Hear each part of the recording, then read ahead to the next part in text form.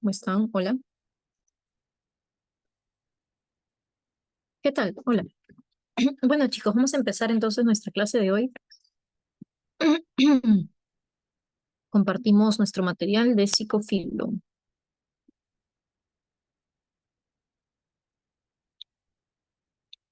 ¿Qué tal, Brigitte, Mari, Alison? Ustedes son del área de, ¿no? ¿O me equivoco? A ver, vamos a ver. Sí, claro, porque ustedes llevan psicofilo, pues.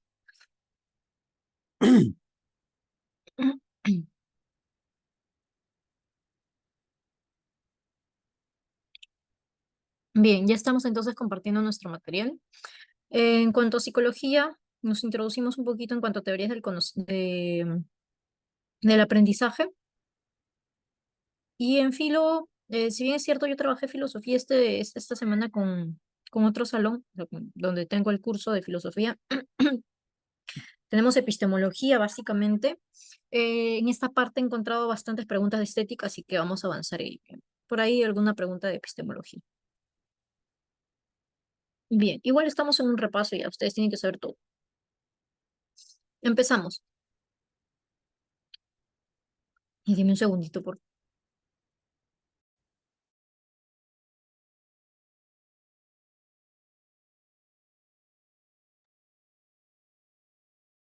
Bien, dice la pregunta número 1. Marcos recuerda que en sus clases de ciencias naturales de secundaria, la profesora solía plantear problemas cotidianos relacionados con el ambiente, pero no daba soluciones directas, sino que fomentaba que los estudiantes propusieran hipótesis y buscaran evidencia para responder. Actualmente en la universidad se reúne en la biblioteca con 3 compañeros para estudiar biología molecular, dividiéndose los temas y enseñándose entre sí lo que cada uno investigó. En relación con el aprendizaje, señale el valor de verdad, verdadero o falso de cada de las siguientes proposiciones. Bien, aquí vemos planteadas principalmente dos enfoques del aprendizaje, que es la teoría del aprendizaje por descubrimiento y la teoría del aprendizaje cooperativo, ¿no? Primero en la secundaria, la profesora plantea situaciones en las que ellos tienen que proponer sus propias hipótesis, buscar evidencia. Normalmente el aprendizaje por descubrimiento se basa en la observación, en la experimentación directa.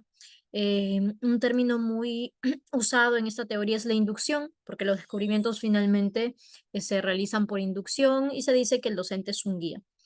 Suele decirse además que en estos enfoques de aprendizaje cognitivo, el estudiante es el protagonista.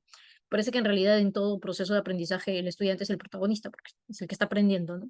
Pero en todo caso se refieren a que su actividad es mayor, a diferencia de otros procesos en los cuales eh, la actividad del estudiante se reduce un poco a escuchar y asumir los saberes que se le brinda. Aquí tiene, por ejemplo, que descubrirlos, ¿no? Y en la segunda situación, que es ya en la universidad, eh, observamos el aprendizaje cooperativo, en el cual se caracteriza porque hay un objetivo en común, en este caso, estudiar biología molecular.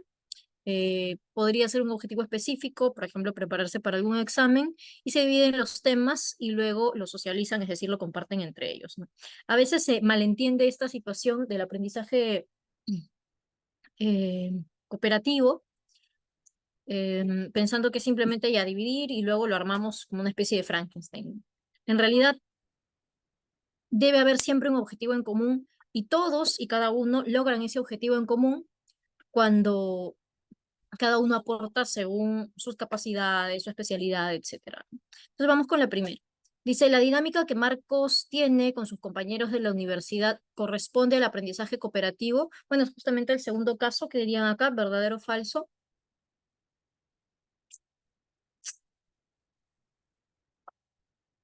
Vamos.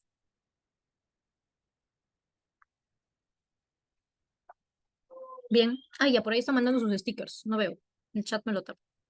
Ya, falso, falso, no, verdadero. Claro, hay un enfoque de aprendizaje cooperativo, como decíamos, en la dinámica de la universidad. Bien. Dos, el enfoque de enseñanza de la profesora de ciencias naturales, la de secundaria, se relaciona con el aprendizaje por modelamiento. Se refiere aquí a la teoría del aprendizaje vicario. Algunos incluso le llaman condicionamiento vicario. hay una discusión de si ubicar la teoría de Bandura dentro de la perspectiva cognitivista o dentro de la perspectiva conductista del aprendizaje.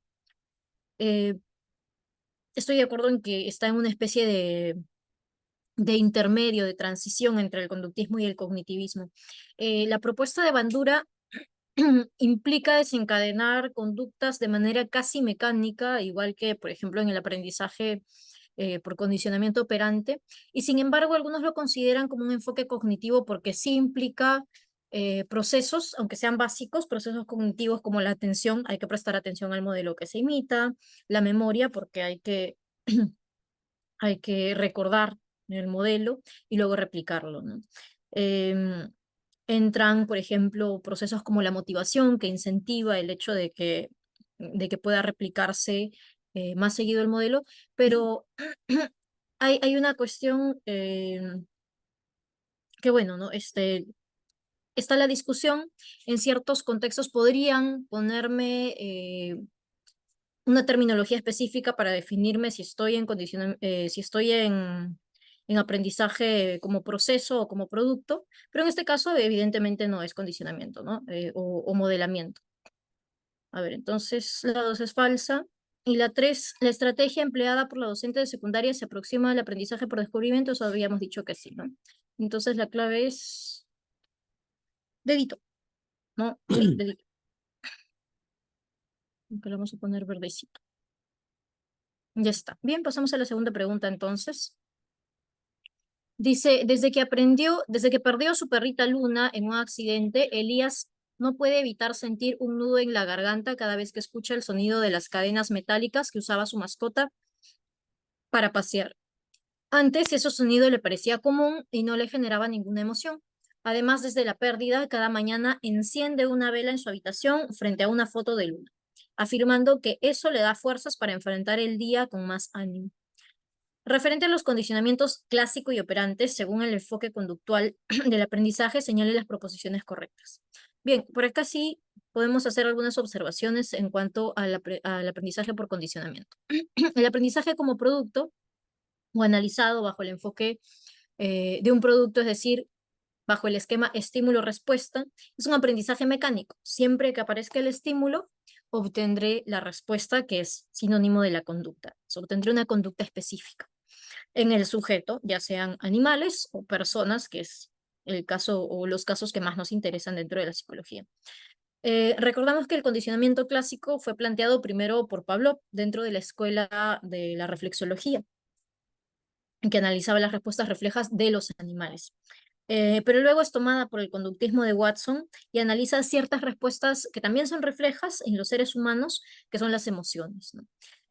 Son reflejas a pesar de que no son específicamente de una, no se muestran específicamente de forma fisiológica, no necesariamente, porque sí tienen un elemento fisiológico.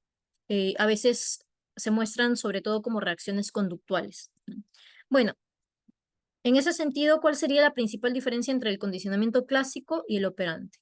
En el condicionamiento clásico, lo que se aprende son respuestas reflejas, viscerales. Y en el condicionamiento operante, lo que se aprende a emitir son respuestas voluntarias. Ahora, acá no hay que confundirnos, porque el aprendizaje realmente es lo que se está plasmando en el esquema. No se aprende a emitir una respuesta refleja porque las respuestas reflejas, como su nombre lo dice, se emiten de manera natural, automáticamente. Lo que se aprende en el condicionamiento clásico es a emitir una respuesta refleja frente a un estímulo que no hacía antes y que no la provocaba antes. Entonces, hay ciertos estímulos que sí provocan la respuesta refleja o visceral de manera natural. Por ejemplo, en nuestro caso, ¿cuál sería nuestro estímulo incondicionado? Lo que genera de manera natural la respuesta de la tristeza. Pues el fallecimiento de su perrita, ¿no? Genera una tristeza de modo natural, los fallecimientos generan tristeza. Sin embargo, él ha asociado el recuerdo de su muerte, o de la muerte de su perrita, con el sonido de las cadenas, que antes no le provocaban ningún tipo de reacción emocional, a lo más una reacción o una respuesta de orientación, que es una reacción, voltear para ver de dónde proviene el sonido y nada más, ¿no? O qué está pasando. Entonces termina Elías asociando la pérdida de la perrita con el sonido de las cadenas. Entonces, ¿qué aprende Elías? A sentir tristeza por ese sonido, ¿no? Por eso hemos señalado por acá, lo que se aprende es emitir una respuesta refleja ante un estímulo que no la generaría naturalmente. Después de que se haya asociado, ¿no? De que se haya asociado el estímulo incondicionado, es decir, la muerte de la perrita, con el estímulo que primero era neutro, las cadenas, y que luego se convierte en un estímulo condicionado y que emite una respuesta condicionada. Entonces la tristeza ante el sonido de las cadenas ya se convirtió en una respuesta condicionada. Primero esta parte. Entonces vamos con la primera proposición. La tristeza que siente Elías al oír el sonido de las cadenas es una respuesta condicionada. ¿Qué diríamos aquí entonces?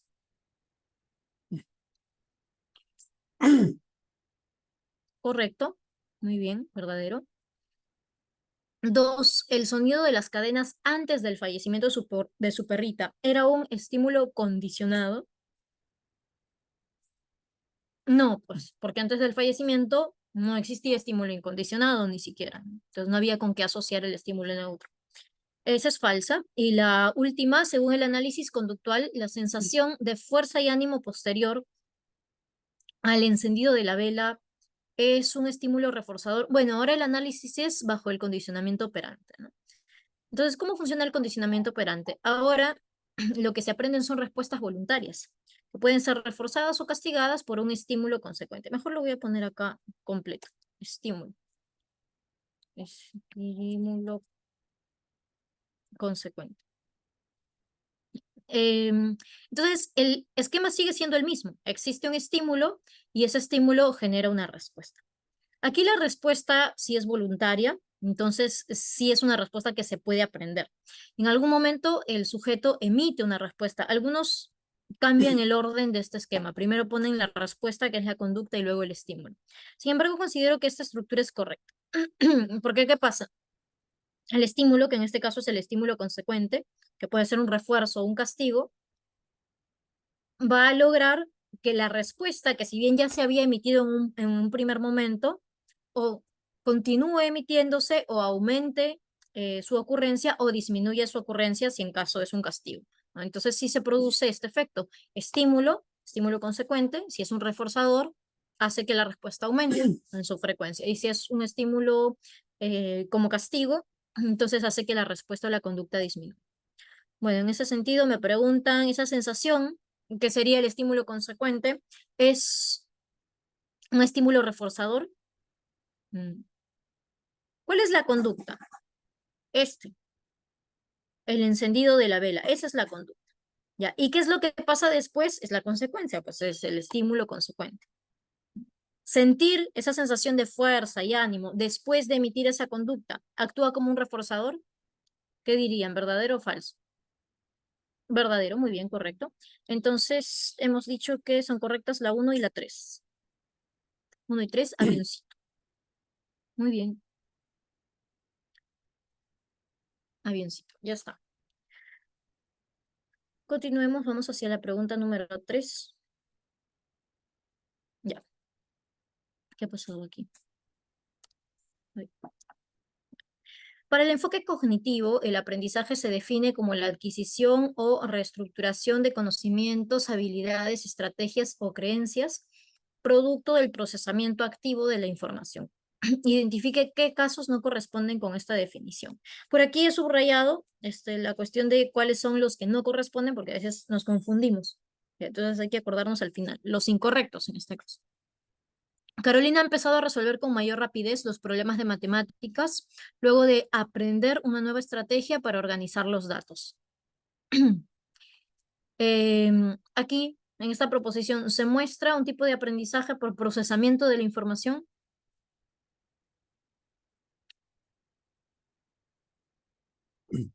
Ya sea adquisición, reestructuración de conocimientos, habilidades, estrategias, creencias.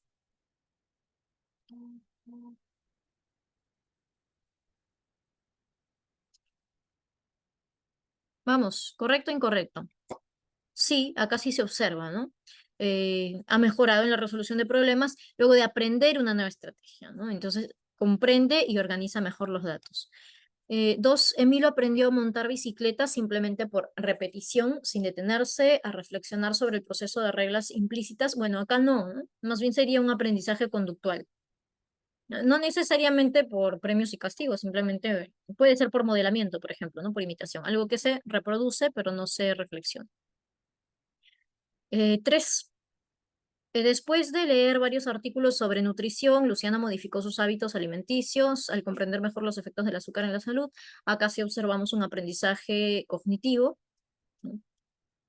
Entonces, el caso que no corresponde sería solamente la dos, solo dos, barco, ¿no? Barquito. Ya está. Listo. Siguiente. Dice la 4. Camila está preparando su exposición final para el curso de psicología para organizar mejor sus ideas. Ha decidido relacionar los nuevos conceptos con ejemplos de su vida cotidiana, crear analogías con situaciones cotidianas y redactar un resumen donde explica con sus propias palabras lo que ha aprendido. Esta conducta está relacionada principalmente a la estrategia de aprendizaje denominada, bueno, estamos dentro del tema de metacognición, ¿no? Y vemos estrategias de aprendizaje. Recordemos que la metacognición consiste en hacerse uno consciente de su propio proceso de aprendizaje. Y vamos viendo distintas fases, ¿no? Una de las últimas que tiene un poco más que ver justamente con esa cuestión de la metacognición es el control, ¿no? Que tiene que ver con la supervisión, no solamente de la comprensión, como dice acá, sino de todo el proceso de aprendizaje, ¿no? Pero bueno, me está hablando de un momento específico. Dice, para organizar mejor sus ideas, relaciona los conceptos con ejemplos de la vida cotidiana, crea analogías con situaciones cotidianas, redacta resúmenes.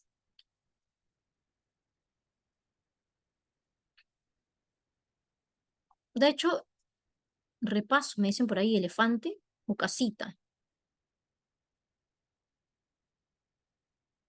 Mm, casita, casita. Ah, ya, ahora sí. No, incluso podría haber una confusión con organización, ¿no? Porque acá me dice, ¿no? Para organizar mejor sus ideas. Existen técnicas de organización de la información como mapas conceptuales, mapas mentales, el subrayado. eh, entonces yo podría decir que hay una organización de ideas, pero por lo que me dice, ¿no? Relaciona nuevos conceptos con ejemplos de su vida cotidiana, ¿no? Está elaborando contenidos, ¿no? A partir de lo que aprende, elabora situaciones y contenidos nuevos, ¿no? Que también son formas de aprendizaje. Digamos que dentro del proceso de aprendizaje podemos mencionar dos tipos de estrategias, la organización y la elaboración. Aunque la repetición también, la repetición mecánica a veces ayuda al proceso de la memoria. Una vez que ya se ha dado el aprendizaje, luego viene el repaso, porque el repaso implica que ya se aprendió algo, ¿no? La evaluación, evaluar este, si se aprendió realmente, si sirvió el método, ¿no? Y ya luego vendría la supervisión de la comprensión, el control, y el primer paso era la planificación. Bueno, entonces sería casita, elaboración.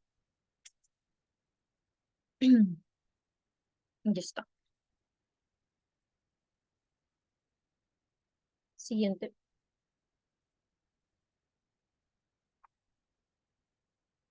Perdón. A ver, Luis y su hermana melliza Carla están jugando con un peluche. Cuando el papá cubre el peluche con una manta, Luis comienza a llorar y se muestra confundido, mientras que Carla retira la manta rápidamente para recuperarlo.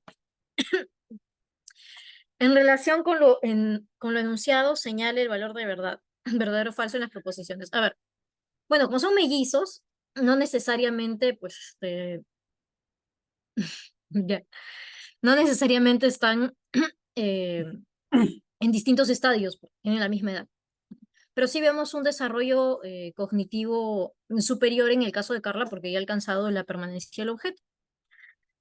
A ver, dice la 1, Luis y Carla se encuentran en etapas diferentes del desarrollo psicomotor.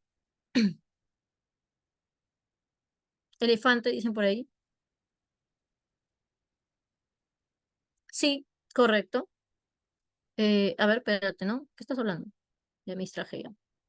Se encuentran en etapas diferentes del desarrollo psicomotor. Primero, psicomotor no me está hablando, ¿no? En todo caso, me está hablando del desarrollo cognitivo. Hay un hito, por así decirlo, que ha alcanzado Carla y que Luis todavía no, que es la permanencia del objeto. Pero al ser mellizos está bien difícil que se encuentren en estadios o etapas diferentes. Entonces, no,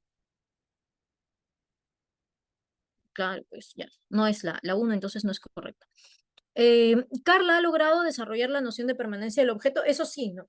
Carla simplemente retira la manta, sabe que el objeto sigue existiendo a pesar de que no lo perciba.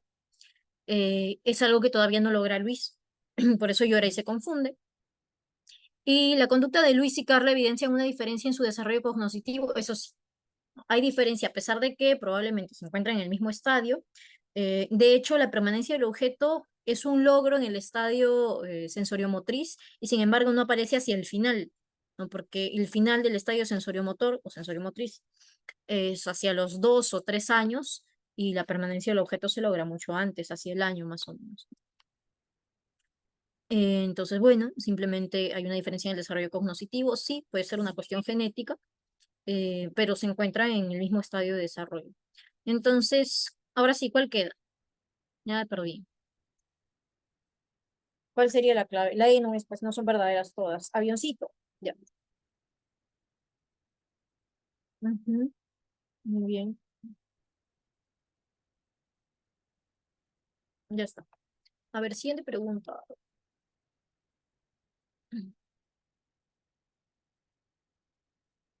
Dice la 6. En el desarrollo humano, el factor biológico incluye componentes como la herencia, la maduración y los aspectos congénitos. Respecto a estos componentes, señale las proposiciones correctas. Bueno, del factor biológico, tanto el componente maduración como lo congénito. Dice la 1, el funcionamiento óptimo de las glándulas endocrinas a partir de la pubertad y sus respectivos cambios físicos y hormonales se relaciona con el aspecto de maduración. No sé si hablamos de esa expresión o de este término, maduración, antes, pero hace alusión específicamente a los organismos, bueno, a los organismos, a los cuerpos. Se suele decir que las frutas maduran, por ejemplo, ¿no? Y cuando una fruta madura, cuando ya está lista para ser comida. Em, lo mismo pasa con los cuerpos en general, ¿no? Los cuerpos o los organismos biológicos maduran cuando ya alcanzaron su máximo potencial, por así decirlo, o como lo mencionan acá, que me parece una terminología adecuada, están en su funcionamiento óptimo. Nosotros nacemos con nuestras estructuras ahí listas, completas, por así decirlo. Y sin embargo no están maduras, por eso pasamos por un proceso de desarrollo en el cual, al menos a nivel biológico, vamos madurando, ¿no? Aunque se extiende o se extrapola el término a una cuestión mental, psicológica, emocional, la maduración o el término maduración y madurez es propio de organismos biológicos. Ahora, lo que sí se podría suponer es que, por ejemplo, una persona maduró emocionalmente porque ha madurado el área prefrontal. Está asociada a la moral, al control emocional, etcétera, ¿no? Entonces, en ese sentido, ¿no? Lo que madura es la estructura biológica. Entonces, acá está diciendo el hecho de que hayan llegado a su funcionamiento óptimo, glándulas endocrinas en la pubertad y respectivos cambios físicos y hormonales, hace referencia a la maduración, sí, pues a un proceso de maduración que culmina con el estado de madurez sexual reproductiva en la pubertad. Entonces, eso es correcto, como dice Piero por acá. La 2, si un niño nace con una cardiopatía debido a que su progenitora consumió bebidas alcohólicas durante el embarazo, este hecho corresponde a un aspecto congénito, ¿qué dicen? Sí, correcto, muy bien, verdadero. Congénito es justamente lo que se desarrolla o adquiere durante el embarazo. La 3, la presencia de lunares en la misma zona del cuerpo en varios miembros de una misma familia es un ejemplo de aspecto denominado herencia. También verdadero, ¿no? Claro, un aspecto físico muy repetido, ¿no? Es producto de la herencia. 1, 2 y 3 son correctas, enano, enanito. Bien. Estamos avanzando muy rápido porque ustedes sí participan.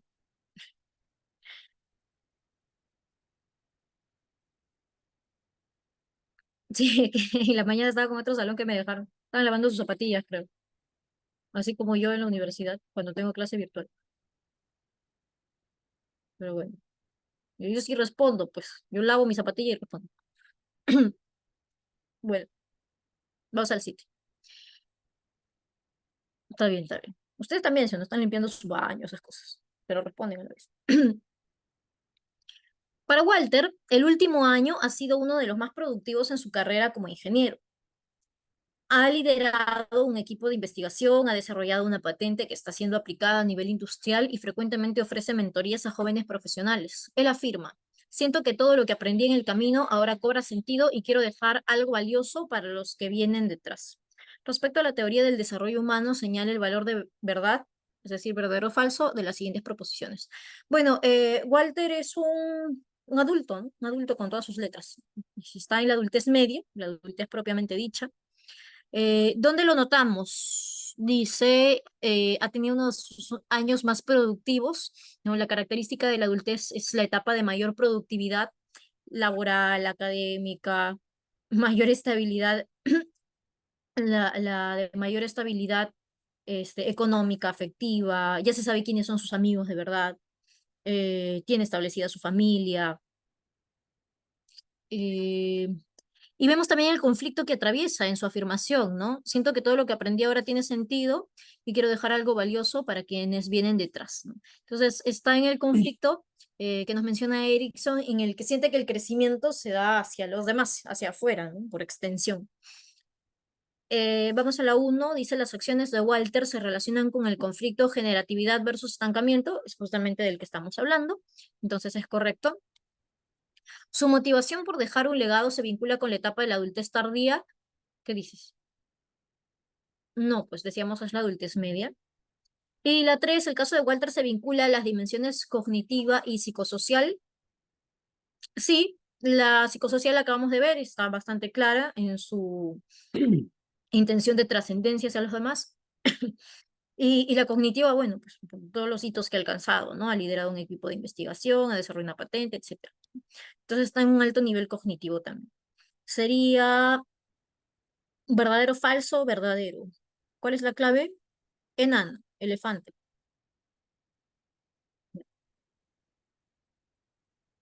Siguiente.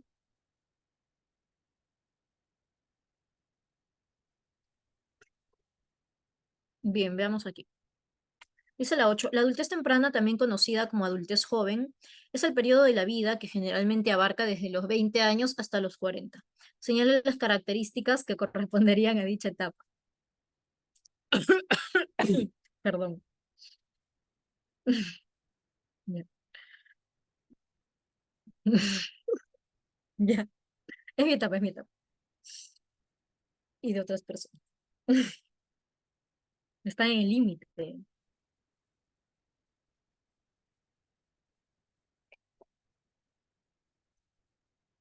Ya. No se distraigan.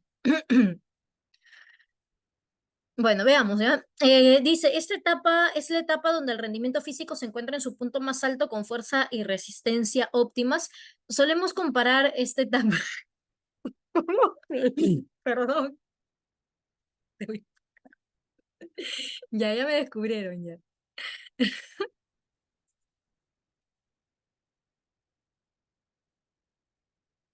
Es mi caso. Ya. Sí, ya, ¿qué voy a hacer?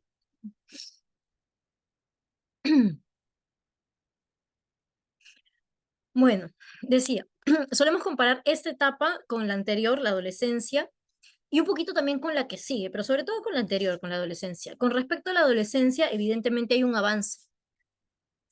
Se supone que en la adolescencia se logró el máximo nivel cognitivo. ¿Cuál es la ventaja en la juventud? Que a ese máximo nivel cognitivo logrado le sumamos que hay una mayor estabilidad emocional. No es la etapa de mayor estabilidad emocional, porque la etapa de mayor estabilidad emocional es la adultez media, ¿no? La que veíamos en la pregunta anterior. Entonces, todo está bien en la adultez media, ¿no? Es como que la etapa de la estabilidad, ¿no? Y el máximo potencial, todo eso. Entonces, comparativamente hablando con la adolescencia, sí hay mayor estabilidad emocional. Y eso genera una ventaja con respecto a lo académico, por eso también se le dice la mejor etapa para el estudio. Porque mira, pues más o menos, al menos durante los primeros años, ¿no? Pues 20, los veintitantos, ¿no? Los 20, muchos todavía reciben el apoyo económico de sus padres, ya se alcanzó las máximas capacidades cognitivas, hay mayor concentración, focalización en las cuestiones personales justamente porque hay una mayor estabilidad emocional. Entonces, se encuentra en la mejor etapa para estudiar, ¿no? Ahora, hay mayor rendimiento físico, se encuentra en el punto más alto, con fuerza y resistencia óptimas. Sí, em, cuando empieza la adultez media, hacia los 40 años, es como que está en la etapa de mayor potencial, pero todo empieza a decaer, ¿no? Y por eso aparece el conflicto de generatividad, para querer extenderse hacia los demás.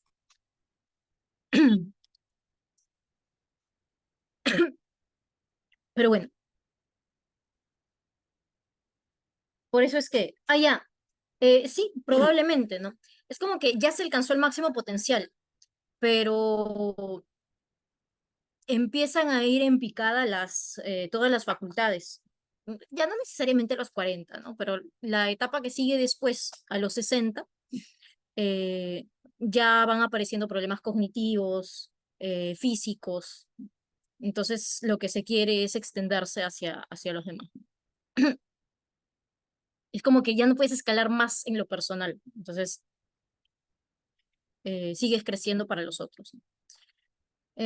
Bueno, es una etapa de rendimiento físico. Sí, acá está el mejor rendimiento físico, ¿no? Como decíamos, en la adultez media ya empieza la decadencia. Dos, se consolida la búsqueda de la identidad personal, pero aún no se asume el compromiso afectivo con otros. ¿Qué dices acá?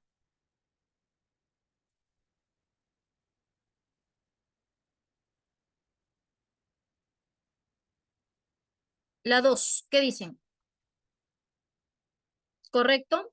A ver, yo diría que se consolida la identidad personal, no necesariamente la búsqueda, porque la búsqueda se dio en la etapa anterior, en la adolescencia. No me parece adecuado poner búsqueda. ¿Se consolida la identidad personal? Sí. Ahora, esto de que aún no asume el compromiso afectivo con otros no es cierto. En esta etapa empieza el compromiso afectivo con los otros. Empieza esa búsqueda, en todo caso, por las relaciones de calidad. Y eso le da pie justamente al conflicto que aparece, que por acá está, el conflicto de intimidad versus aislamiento. ¿Por qué atraviesa este conflicto el joven? Justamente por querer tener relaciones de calidad, relaciones en general, relaciones amicales, no como el adolescente que le quería caer bien a todo el mundo, que quería tener muchos amigos, eso ya no importa. Así sean pocos, pero que sean relaciones sociales de calidad. Entonces, sí asume el compromiso, ¿no? Y hablando específicamente de una relación de pareja, también ya se busca eso, se busca el compromiso. Em, la toma de decisiones profesionales, afectivas y sociales adquiere una gran relevancia también. Y esto también tiene que ver con el conflicto de intimidad versus aislamiento. ¿Qué pasa en este conflicto? Esas son dos cosas. A mí me gusta porque ese es mi conflicto. Em, la intimidad se ve en dos situaciones, en lo personal, o sea, con uno mismo y con las relaciones de calidad que se busca tener. Con uno mismo, el conocerse mejor, en términos muy humanistas, buscar la mejor versión de ti. Y por eso que vemos que los jóvenes se meten en una y otra cosa, ¿no? Que un curso, que esto, que el otro, que quiero aprender, no sé, ahora a surfear, a tejer, a hacer muchas cosas, ¿no? Porque quieren seguir construyéndose. Están en crecimiento, todavía no han alcanzado el auge que se alcanza en la siguiente etapa. Pero a la vez, la intimidad también se va a ver en las relaciones sociales de calidad que establecen. Entonces también quieren tener tiempo para sus amistades más cercanas, ¿no? Y reforzar esos lazos de intimidad, de confianza. Intimidad es sinónimo de confianza. Entonces, ¿qué nos dice Erickson? En este conflicto hay un vicio, o se podría caer en un vicio, un defecto que es la promiscuidad.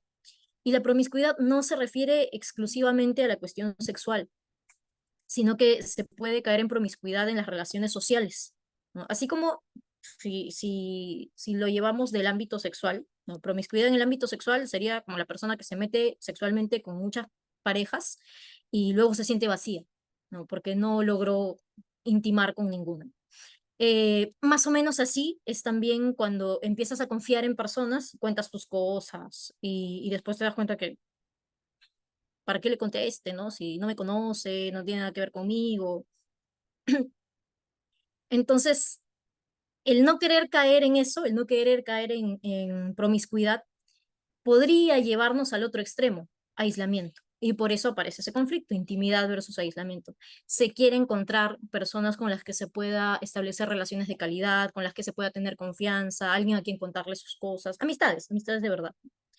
Eh, pero justamente como se quiere, es como que ya se pone un control de calidad más alto, por así decirlo, ¿no? Entonces, ese control de calidad también hace que empecemos a cerrar la puerta a ciertas relaciones sociales y podría llevar al otro extremo, que es el aislamiento.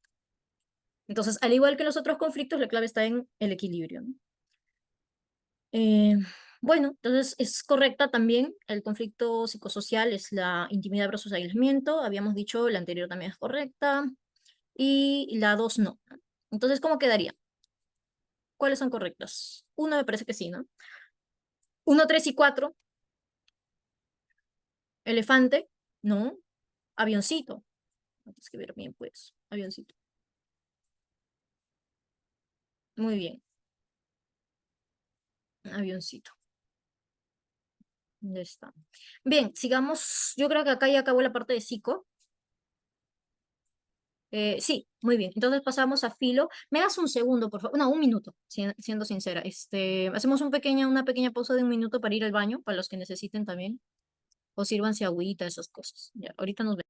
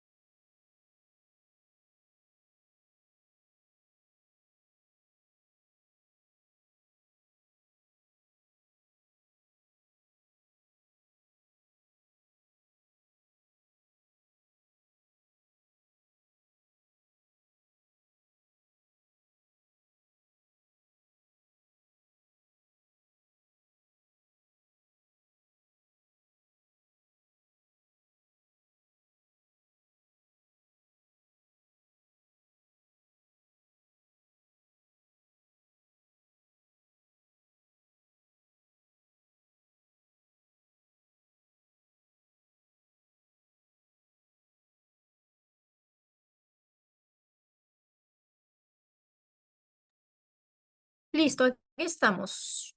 Entonces, vamos a nuestra parte de filo. Bueno, yo no sé qué edades tienen ustedes, ¿no? Pero siempre me imagino que están entre 17 y 20, ¿no? Están empezando, y algunos, bueno, terminando la adolescencia, empezando el conflicto que acabamos de ver. Es un conflicto interesante. Por ahí están sus 20. Bueno, 70. Ah, ya. Está bien. Ah, ya, por ahí están por mi conflicto también. Bueno, vamos a la 9 y entramos a la parte de filo. Em, Como les decía, la mayoría de preguntas que he visto son de estética y por ahí alguna de epistemología. Ya. Dice la 9, desde una perspectiva especulativa, el arte no es solo una actividad estética, sino una forma privilegiada de acceso a verdades que excede la experiencia cotidiana. En esta visión, el arte no se limita representar lo aparente, sino que se postula como vía hacia una dimensión más profunda, ligada a una ontología dualista que distingue entre lo visible y lo esencial. Esta sacralización del arte no solo, perdón, sí, no solo lo separa de otras prácticas humanas consideradas alienadas, sino que también redefine el conocimiento como experiencia extática. Bien. No es la primera vez, o en todo caso, bueno, esto es un material, ¿no? Pero ya en examen de admisión de San Marcos ha venido fragmentos también, de hecho han venido fragmentos más largos, se agradece que este sea más corto, asociados a esta perspectiva del arte. A veces puede que no conozcamos un nombre específico de una perspectiva filosófica, pero lo que sí tenemos que conocer son ciertos términos muy generales. ¿Ya? Me habla de una perspectiva especulativa. Si no la conocemos, nos guiamos por lo que nos dice de ella, ¿no? Bajo esa perspectiva, dice el arte no es solamente una actividad estética, es decir, no se reduce a contemplar y reflexionar acerca de la belleza, sino es una forma privilegiada de acceso a verdades, es decir, es una forma de conocimiento. No solamente está dentro del ámbito de la estética, sino también de la nociología. Y es un tipo de conocimiento que va más allá de la experiencia cotidiana. En esta visión, el arte no se limita a representar lo aparente, sino que se postula como la vía hacia una dimensión más profunda ligada a una ontología dualista. Por acá esto también, ¿no? Eh, Probablemente el único término filosófico que tengo aquí es esto, ontología, ¿no? Una concepción de la realidad dualista. Entonces pienso en un ejemplo, la concepción de Platón. No necesariamente me está hablando de esa concepción, solo lo propongo como un ejemplo de una concepción ontológica dualista. O sea, un mundo dividido en dos. Entre lo visible, que se distingue o que distingue entre lo visible y lo esencial. Justamente muy parecido a lo que plantea Platón, ¿no? Una concepción del mundo en donde está lo visible o lo aparente y lo esencial, es decir, lo verdadero en el mundo de las ideas. Entonces, vuelvo a recalcar, lo propongo como un ejemplo, no es la perspectiva del arte, de hecho, de Platón, porque si nosotros recordamos, Platón considera que el arte es una copia de la copia, una copia de esta realidad que ya es copia, y que nos aleja de la verdad, ¿no? En cambio, acá me están diciendo que el arte aparece como una forma privilegiada de acceso a verdades. Finalmente termina diciéndome que esta forma del arte es sacralizada, esta sacralización del arte no solo eh, supera o es distinta a otras prácticas humanas, que están más bien ligadas a lo visible, diríamos, a lo aparente, que a la verdad esencial, sino que también redefine el conocimiento como experiencia estática. Acá terminamos de completar la información que me daban arriba, ¿no? O que me daban líneas más arriba. No solamente es una nueva forma una forma de conocimiento de la verdad, sino que es una forma nueva, diferente de conocimiento.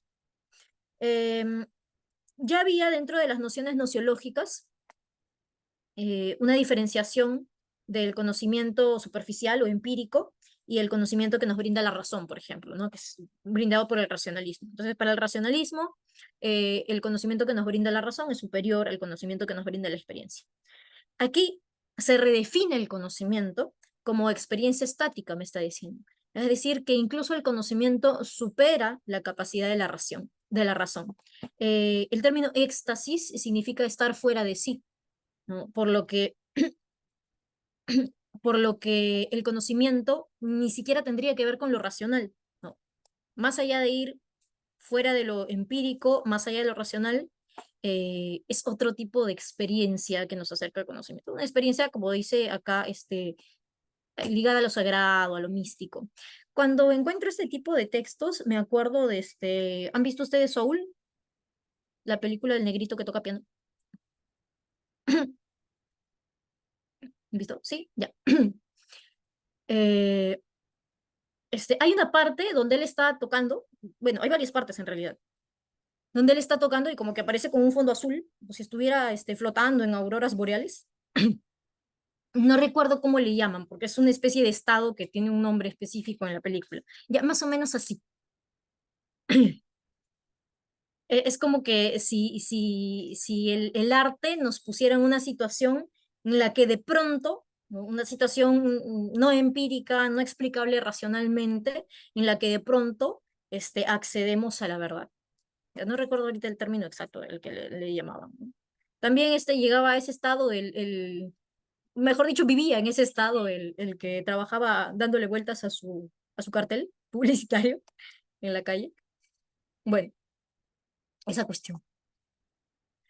Bueno, me pregunto entonces, ¿cuál de las siguientes afirmaciones expresa de manera más adecuada la concepción especulativa del arte? ¿Qué marcarían?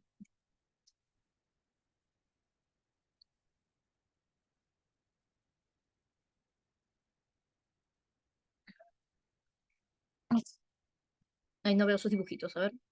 Cocodrilo, casita. A ver. El arte, como saber extático, revela dimensiones ocultas inaccesibles al intelecto racional. Claro. De hecho, no menciona la cuestión de la razón, pero lo hemos inferido. No solamente es un conocimiento que va más allá de lo empírico, sino que al final, cuando me dice que es una experiencia estática, va incluso más allá de lo racional. Entonces, por aquí, casita. Cocodrilo, muy bien. Siguiente pregunta, número 10. Veamos. Para el positivismo lógico, una proposición solo tiene sentido si puede ser verificada empíricamente. Todo enunciado que no pueda contrastarse con la experiencia carece de valor cognoscitivo, independientemente de su carga emocional o estética. Esta postura eliminó del ámbito científico a los juicios metafísicos, éticos y estéticos por considerarlos irreductibles a hechos observables. Vamos a centrarnos en la última parte, de hecho, por eso lo subrayé. Eh, Habría que agregar que una proposición solo tiene sentido si puede ser verificada o empíricamente o por lo menos mediante el análisis lógico si se trata de una proposición de las ciencias formales, o sea, la matemática, la lógica. Espérate, pues, ¿por qué eres apurado? No, no lances, todavía. Ahora, entonces, los enunciados deben poder contrastarse para decir que pertenecen a la ciencia y que por tanto tienen significado. Ni siquiera decir que son verdaderos o falsos, es simplemente que deben poder contrastarse mediante los métodos que acabo de mencionar, ¿no? O sea, bajo la experiencia empírica o el análisis lógico. Ya, y todos los demás, ¿no? Por ejemplo, los enunciados metafísicos, éticos y estéticos no son considerados enunciados válidos o que tengan significado porque esto, por considerarlos irreductibles a hechos observables. Me quedo en esta última parte. Justamente hay que tener en cuenta esta consideración. Esos enunciados mencionados no tienen significado o validez, significado es un término más preciso para ellos, si no pueden reducirse a hechos observables. Entonces, lo contrario, si es que sí se pueden reducir a hechos observables, entonces sí tienen significado. Ahora, ¿por qué lo digo? Porque si nosotros revisamos las alternativas, voy a tener bastantes alternativas o bastantes claves que me hablan de cuestiones abstractas como la belleza. La belleza, el valor artístico, que también es una cuestión abstracta, la belleza nuevamente, la datación de una obra, más o menos habla de lo mismo, y bueno, la ubicación de una obra probablemente no sea algo tan abstracto si se refiere a una ubicación en cuanto a locación, pero creo que no se está refiriendo a locación. Entonces, es como que todas me hablan de algo abstracto, de un término de proposiciones estéticas, pero solamente hay una, evidentemente, eh, carente de sentido cognoscitivo según el criterio del positivismo lógico. ¿Y por qué carece de sentido? Porque no se puede reducir a hechos observables. O sea, en otras palabras, el resto de las claves sí se pueden reducir a hechos observables. Por más que me estén hablando de cuestiones abstractas, por lo demás que dice en la alternativa, sí se pueden reducir a hechos observables. Pero hay una que no. Y yo creo que ya te di la clave, porque está en esos términos además. Y sigues tú con la B. No es besito. Por las puras explico. Ya, por ahí alguien, mamá, el caracolito. Caracolito. Casita. A ver, manda el cocodrilo. La B. Ya, bueno. Te voy a ignorar. Cocodrilo, muy bien. Veamos. Si tú revisas la A, por ejemplo, la belleza de una obra puede evaluarse por su armonía estructural. Esto sí se puede verificar empíricamente. Ya, la belleza es un término abstracto, ciertamente, pero me dice que es comparable o es equivalente a la armonía de la estructura de lo que sea. Entonces, por ejemplo, bueno, de cualquier obra. Pensemos en cualquier obra, una escultura. Puedo comprobar empíricamente la armonía, es decir, las proporciones de esa escultura y saber que esas proporciones son armónicas, sí. Por tanto, es algo comprobable empíricamente. El valor artístico de una pintura depende de su recepción cultural. La recepción cultural, evidentemente, se puede notar de manera empírica, es decir, cómo lo recepciona cierto grupo cultural en específico, ¿no? Si es aceptado o no, entonces de eso depende su valor artístico. Entonces, algo que nuevamente puede ser observado empíricamente. En cambio, la C, que dice la belleza inefable, y además inefable significa que no puede expresarse con palabras, de una obra no puede ser sometida a verificación empírica. Y ya me está diciendo, no puede ser sometida a verificación empírica. Si no lo puedes comprobar empíricamente, ya te lo dijo, no tiene valor, no tiene significado, mejor dicho, ¿no? Carece de significado o sentido cognoscitivo porque no se reduce a hechos observables o no puede ser sometida a verificación empírica, que es lo mismo. Y si te fijas en las otras, no, mira, análisis físico-químicos, observación directa, entonces si sí se reduce a cuestiones observables, sí tiene sentido, bajo el criterio del círculo de bien. Pin, ya está, cocodrilo. Siguiente, ¿qué hora es? Ya. Nos queda 50 minutos todavía, ¿qué vamos a hacer? No sé. Veamos la 11. Ciertas concepciones filosóficas, de verdad, pues, ya. ¿Qué?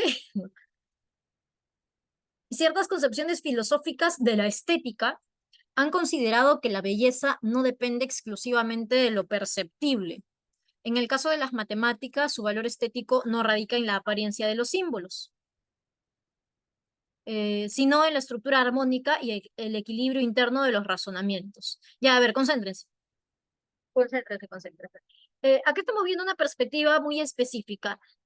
¿Cuál es el filósofo que nos dice que la belleza se nota justamente en las matemáticas, o que las matemáticas me ayudan a conocer la belleza? A ver, ¿se acuerdan?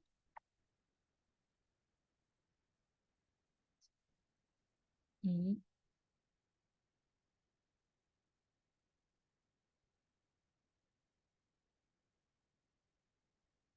¿no? A ver, ¿qué filósofo de la antigüedad nos dice que la belleza es captada por medio de las matemáticas? Claro, Pitágoras. Entonces, acá me habla a ver, ¿de qué me habla? Acá, por ejemplo, como en la arquitectura clásica, lo bello es una forma inteligible de inteligibilidad no sensorial. Ahora, evidentemente nosotros tenemos ojos y cuando vemos una obra arquitectónica, por ejemplo, caminando por el centro de Lima, que hay varias muy bonitas, afirmamos su belleza, decimos, ah, qué bella es construcción, qué lindo edificio, etcétera. Y sin embargo, a pesar de que somos capaces de darnos cuenta de su belleza, lo que sí no podemos hacer es explicar a qué se debe, por qué es bella esa obra arquitectónica, ese edificio. Entonces, claro, ¿qué te diría Pitágoras? Cualquier mortal con ojos es capaz de darse cuenta de dónde hay belleza.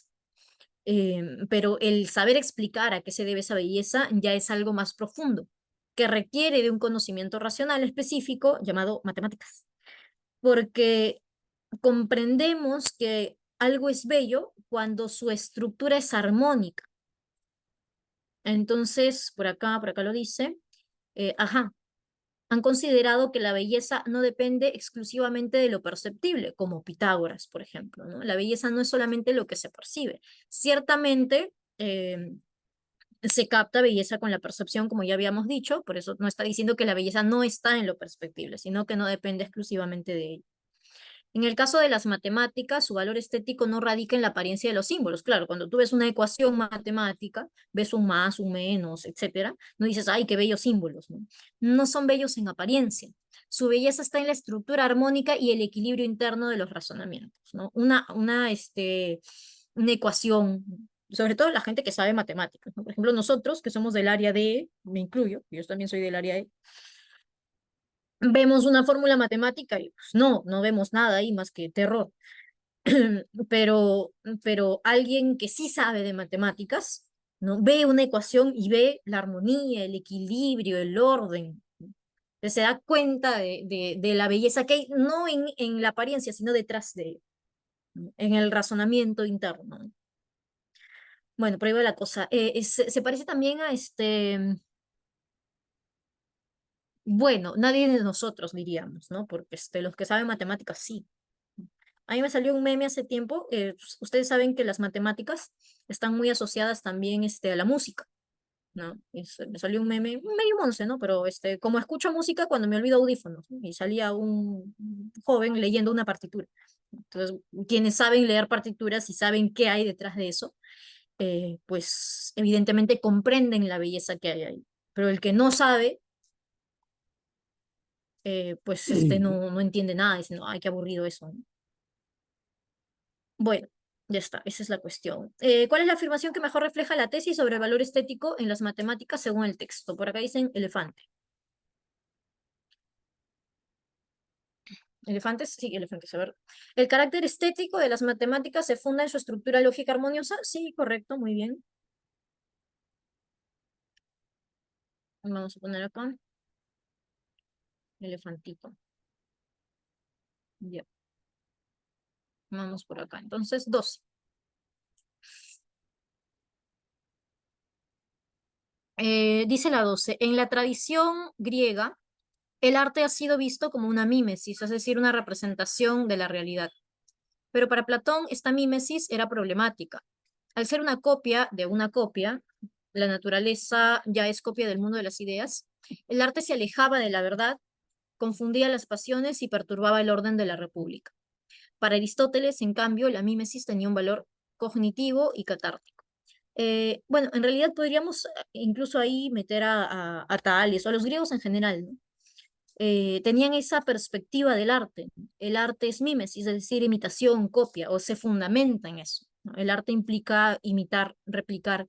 Y de hecho, mientras mejor fuera la réplica, mientras más fiel a la realidad fuera la copia, mejor obra artística se le considera, ¿no? De hecho, para algunos hasta el día de hoy, ¿no? Como cuando ves alguien, un dibujante experto, ¿no? Que te hace un retrato, te sorprendes y hay un placer, se disfruta la obra de arte cuando, cuando la imitación es buena, ¿no? En cambio, alguien que recién está dibujando, a veces me salen memes de dibujos, no sé por qué, no memes, sino me salen grupos en el Facebook, porque yo soy viejita y uso Facebook, este, me salen grupos de dibujantes, ¿no? Amateurs, por así decirlo. Y suben sus dibujos, piden recomendaciones, ¿no? Es como que quisiste dibujar a Brad Pitt, pero te salió Don Ramón, algo así. Por algunos detalles. Entonces, eso, ¿no? Cuando no hay experticia todavía y no sale tan idéntica la copia, no genera tanto placer. Lo contrario, cuando sí sale muy idéntica al modelo, genera mayor placer. Entonces, de eso se había dado cuenta Aristóteles, pero no solamente de la cuestión placentera que genera el arte, ¿no? Sino de las funciones que cumple. Y por acá, por eso se lo menciona, ¿no? Para él sí tenía un valor cognitivo y catártico, ¿no? Una vez preguntaron, no hace mucho, acerca de las funciones que cumple el arte para Aristóteles, y, y mencionaron la catarsis, ¿no? Que muchos de ustedes conocen más por literatura. ¿Cómo le llaman ustedes en literatura? ¿O cómo lo definen, mejor dicho? Mm, ¿Cómo lo definen ustedes en literatura? ¿No? Es algo así como, no tengo el término exacto, la liberación del alma, algo así. Y como tienen ese término o esa definición en su cabeza, muchos lo entendieron como una función religiosa, como que cumplía una función religiosa. Es purificación, es el término adecuado, purificación del alma. Y lo entendieron como algo religioso. No es eso, ¿no? Cumple dos funciones el arte, ¿no? Por medio de la catarsis, justamente. Primero una función educativa y luego una función política. En ese orden, por así decirlo, ¿no? La obra de arte por excelencia o la obra de arte que imita por excelencia es el teatro, la tragedia. Imaginémonos pues a los griegos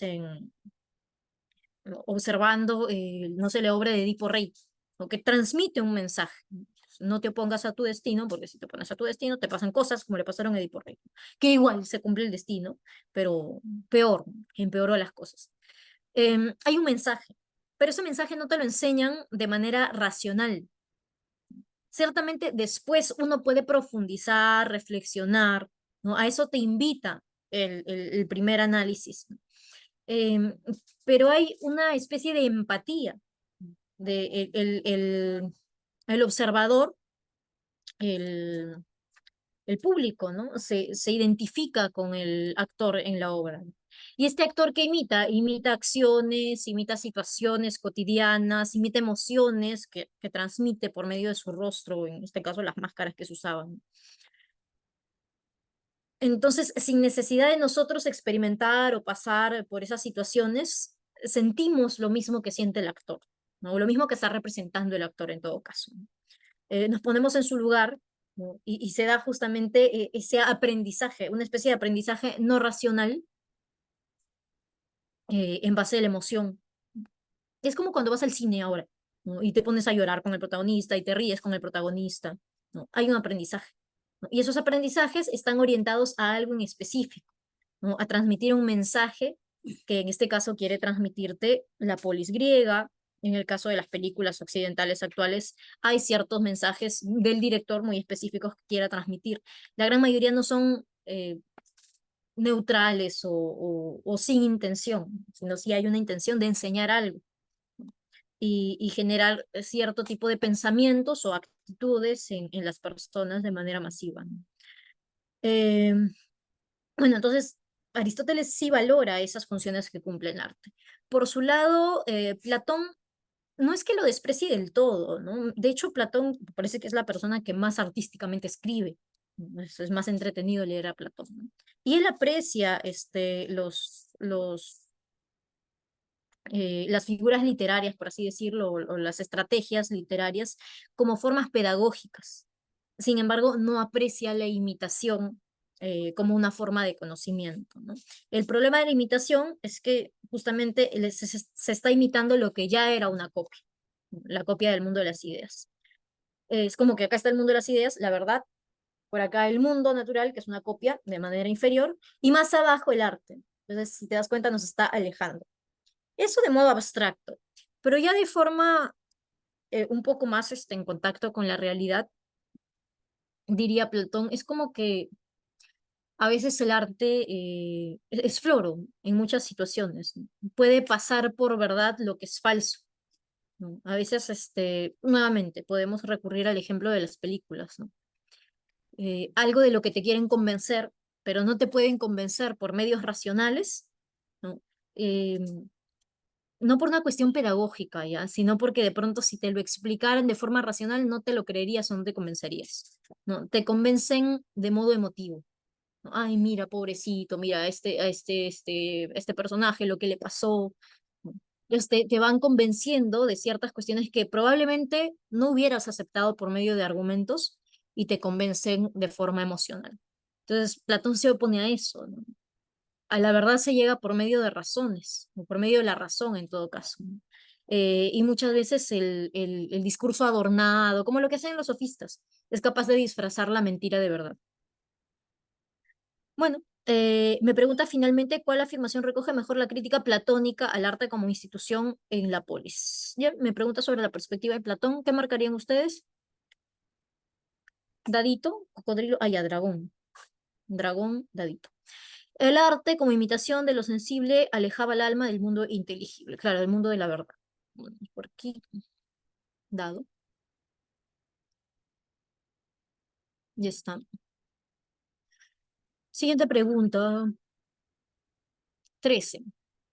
A diferencia de Platón, Aristóteles concede al arte una función formativa y placentera, de lo que hablábamos hace un momento. En su poética señala que el ser humano disfruta al reconocer de la representación artística, en la representación artística los rasgos esenciales de la realidad. La mímesis no es una copia servil, sino una forma de conocimiento que eleva y perfecciona la experiencia humana. Y ya en el mismo enunciado lo está diciendo, ¿no? Eh, la mímesis no es simplemente una copia que está al servicio de otros discursos, ¿no? Sino que es una forma de conocer, ¿no? Quizá distinta a la racional, que eleva y perfecciona la experiencia humana, si quieres el alma, ¿no? Eso de purificación del alma se refiere a eso, ¿no? Hacernos comprender a veces la importancia de ciertas virtudes, aunque no hayamos reflexionado sobre ellas, pero sí nos invita a reflexionar sobre ellas. ¿Qué marcarían acá? Ah, ya, bueno, la pregunta ¿cuál es? ¿Cuál afirmación representa mejor la concepción aristotélica del arte? Me dicen casa, cocodrilo. A ver. La mímesis es una forma de conocimiento que perfecciona lo natural. Sí, es la mejor clave, correcto.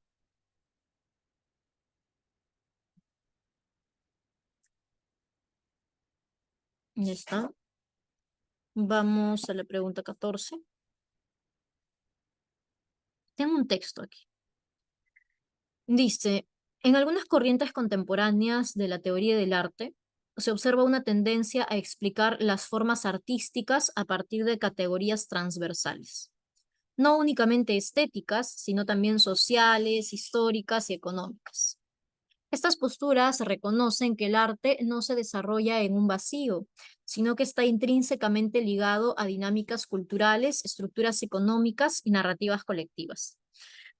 Desde esta perspectiva, las obras de arte no solo expresan belleza o técnica, sino que condensan códigos simbólicos, tensiones sociales y formas de vida que requieren herramientas analíticas provenientes de diversas disciplinas. Hemos tenido también textos que van por esta línea, ¿no? Existen, desde que aparecen las corrientes contemporáneas del arte, ¿no? Empezando por em, el impresionismo, el expresionismo, cubismo, todas esas, ¿no?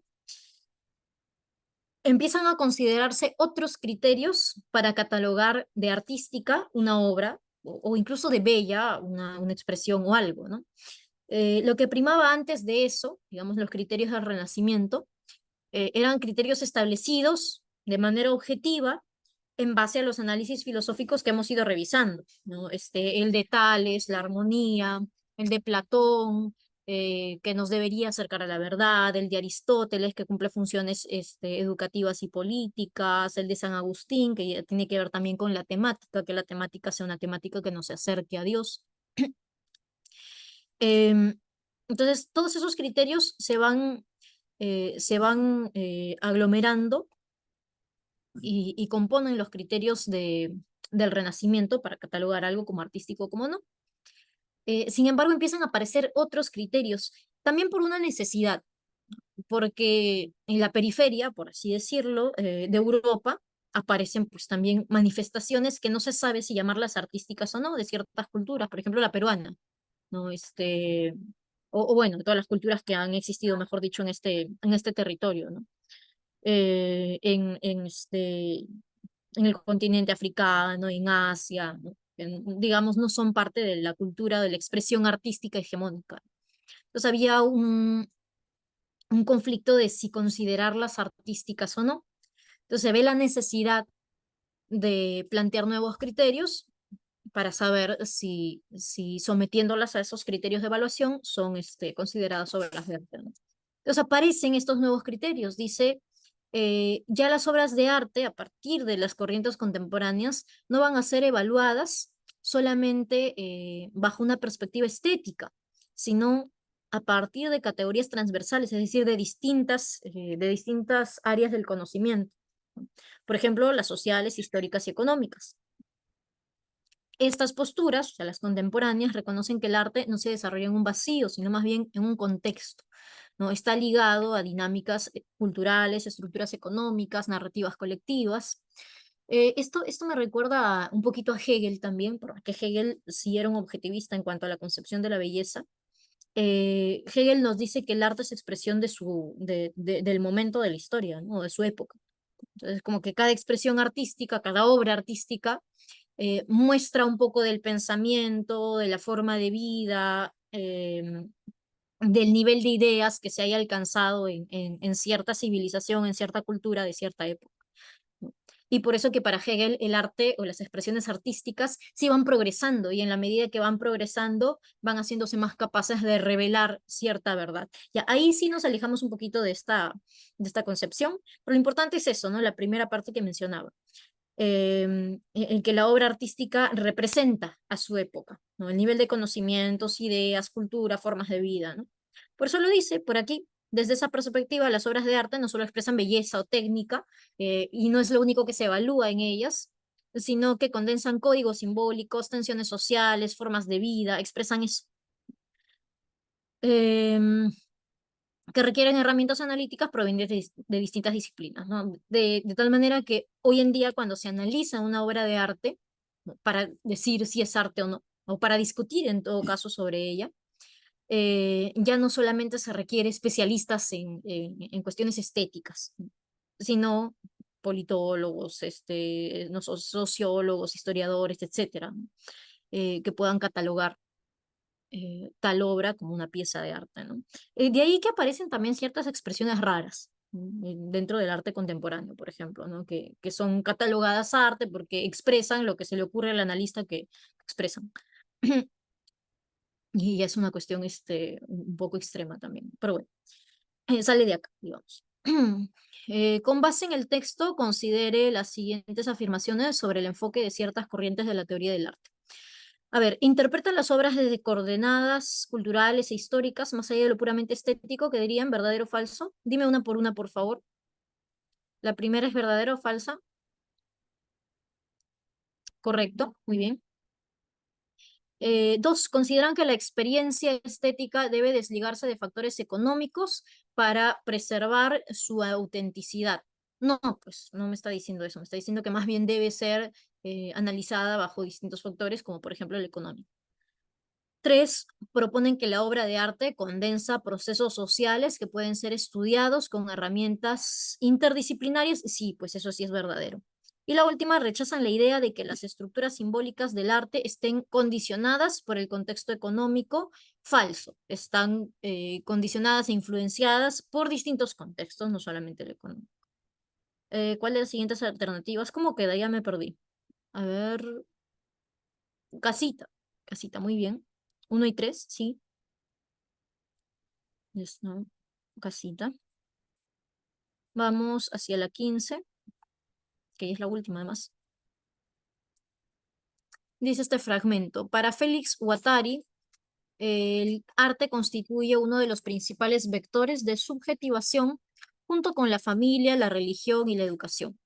Sin embargo, advierte que en el contexto del capitalismo contemporáneo, la subjetividad está atravesada por procesos de alienación que tienden a naturalizar los modos de vida impuestos. En este marco, el arte no se limita a representar el mundo, sino que busca desestabilizar las formas dominantes de subjetividad y abrir la posibilidad de imaginar y crear nuevas formas de experiencia. Ya, vamos a analizar este fragmento. Acá sí me olvidé de subrayar. ¿Qué me está diciendo este autor? El arte constituye uno de los principales vectores de subjetivación. ¿Qué es esto? ¿Qué es la subjetivación? ¿No? El medio por el cual, o el proceso por el cual, si quieren, nos vamos haciendo sujetos, ¿no? Es decir, vamos formando, si quieres, nuestra identidad, no sé si hablar de personalidad, pero bueno, vamos formándonos como sujetos individuales, ¿no? Entonces dice, el arte es uno de los principales vectores, o si quieres llamarlo factores, que participa en ese proceso de hacernos a nosotros. El arte nos hace, ¿no? Así como otros, y acá lo dice, ¿no? Como otros factores como la familia, la religión, la educación. Entonces, ¿Mm? estar, estar expensas de esos factores, expuestos a esos factores, nos va constituyendo a nosotros como sujetos. Entonces, acá hay una diferencia. Por ejemplo, puede haber diferencias socioeconómicas, ¿no? Diríamos que ustedes y yo, por una cuestión de que pertenecemos probablemente al mismo nivel socioeconómico, hemos estado expuestos a, al mismo tipo de expresiones artísticas desde que somos pequeños, ¿no? diferentes, por ejemplo, a las expresiones artísticas a las que pueden estar expuestos personas de las clases altas, por ejemplo, ¿no? Em, Ciertas experiencias, no sé, o deportivas, ya si quieres, ¿no? No, nosotros no vamos a ver golf, ¿no? Esas cosas, ¿no? Vemos partidos de fútbol en nuestras teles y eso, ¿no? O lo escuchamos en la radio. O no sé, vemos el Chavo del Ocho en la tele, ¿no? Y ellos ven, no sé, ballet en el teatro. Pero también puede haber ya diferencias generacionales, y ahí sí me distancio de ustedes, ¿no? Yo crecí escuchando música intensa de Juan Luis Guerra y ¿cómo se llama este pata? Ricardo Montaner, y ustedes han crecido escuchando reggaetón. Entonces, sí hay diferencias en cuanto al arte al que estamos expuestos, y eso nos va subjetivando. Hablan las mismas cochinadas, pero en otro lenguaje, el de ustedes más directo. Bueno, entonces dice, sin embargo, advierte que en el contexto del capitalismo contemporáneo, la subjetividad está atravesada por procesos de alienación que tienden a naturalizar, o el término que ustedes usan más, normalizar los modos de vida impuestos. ¿Ya qué está diciendo acá? Que en el contexto del capitalismo en el que vivimos ahora sí todos, mi abuelita también vivía en ese contexto, eh, la subjetividad está atravesada por procesos de alienación, o sea, ese proceso de subjetivación con todos los factores, el arte, la familia, la religión, la educación, tienden a normalizarse, es decir, a difundirse ciertas formas de vida que terminan imponiéndose. Ejemplo claro, los influencers, por ejemplo, en redes sociales, ¿no? Que terminan o que terminan por imponernos cierta forma de vida que nosotros normalizamos, que pensamos que es normal y que no es normal, ¿no? No sé, vivir de restaurante en restaurante y viajando y en playas, esas cosas, ¿no?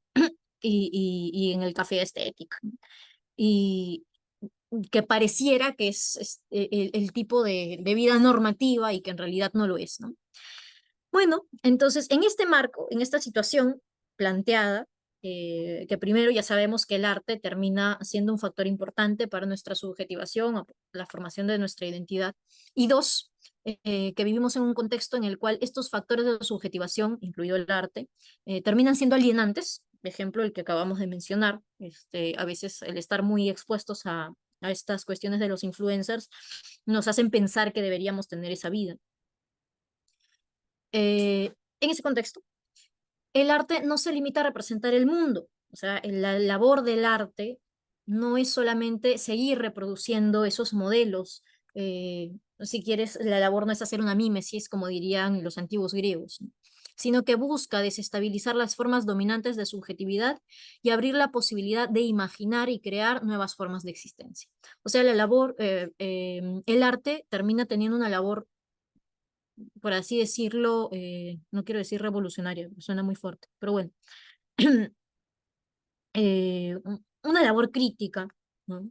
Una labor de cambiar, de analizar, de criticar la situación y darnos la posibilidad, como dice acá, de imaginar, de crear otras formas de existencia, ¿no? Entonces, claro, el arte no solamente es uno de los factores de subjetivación que a veces se impone, sino que también desde el arte nosotros podemos crear nuevas formas, por así decirlo, de estética, que muestren una especie de reacción a la forma de imposición o a la forma de vida impuesta, ¿no? Sí, entonces aparecen por ahí otras estéticas, a veces con la intención de reaccionar ante la dominante, ¿no?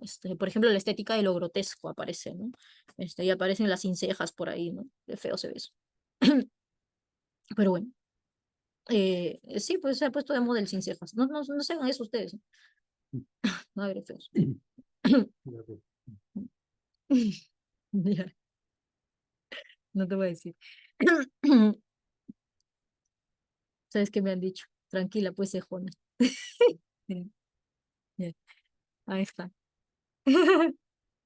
Ya ves, se ve chévere.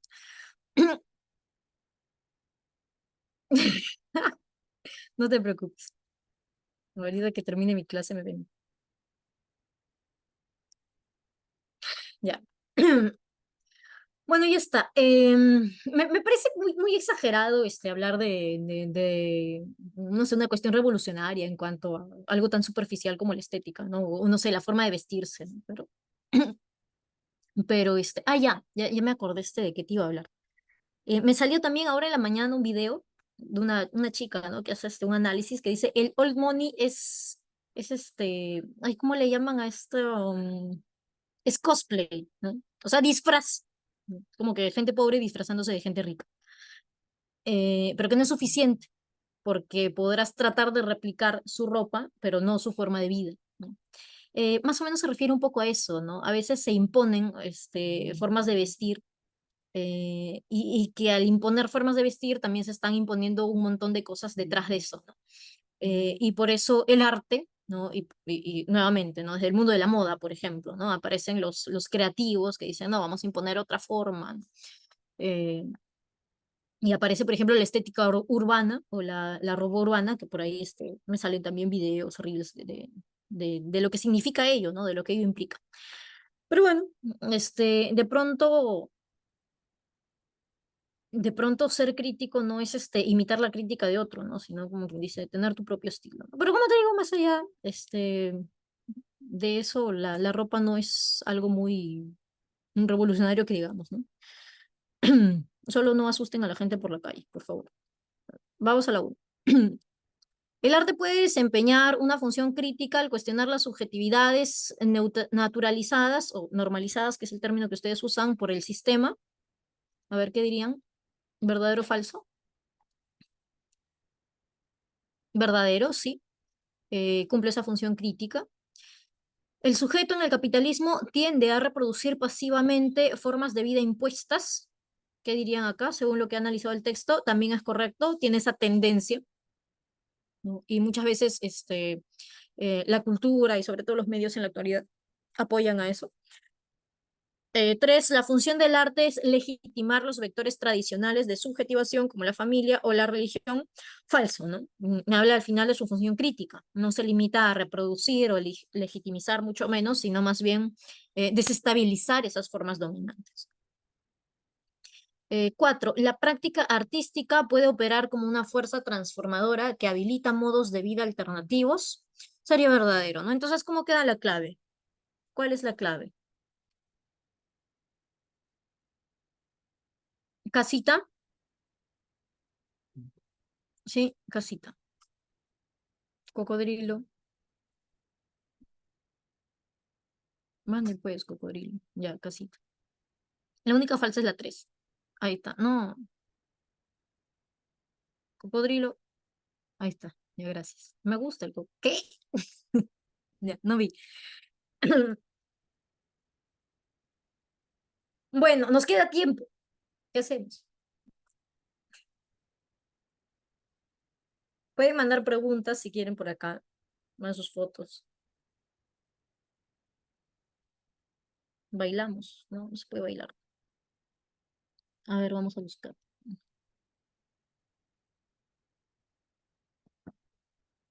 Ah, acá está. Tutti frutti. Ya, no sean graciosos. Ahí está. A ver. Ya. ¿Tienen preguntas extra, adicionales? Pueden mandarme por aquí. Copiar, pegar o foto de repente también.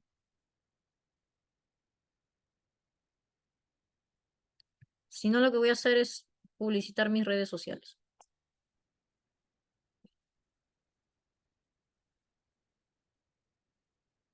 Bueno, vamos a cerrar esto.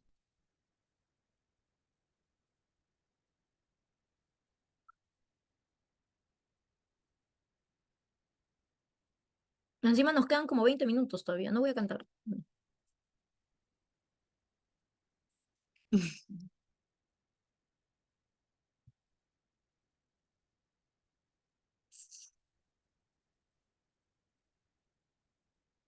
Aquí estamos. A ver, ¿qué estoy compartiendo? Vamos a compartir mis redes. Hoy aumento seguidores. Batalla de Rama. ¿Por qué son así?